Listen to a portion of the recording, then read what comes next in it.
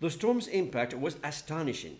Tens of thousands of homes damaged or destroyed, hundreds of schools and healthcare centers damaged, thousands of hectares of crops ruined, communities isolated, communications and power cut. Flooding, landslides, and strong winds unleashed by Hurricane Melissa left a path of destruction. Many of the hundreds of thousands evacuated from their homes were shocked by what they found when they returned. Me llevé, es decir, el televisorcito. I took my TV and my clothes with me. I left everything else here because I didn't expect what eventually happened. But when it started, everything flew out and was destroyed or lost. Though the damage was extensive, no fatalities were reported on the island, thanks in large part to Cuba's aggressive focus on storm preparedness and mass evacuations.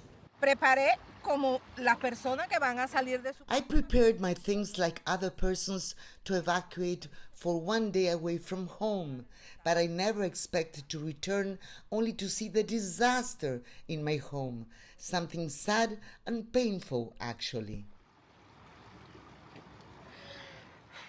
As soon as the storm passed, recovery operations got underway, with teams dispatched to communities left without crucial services and damaged homes.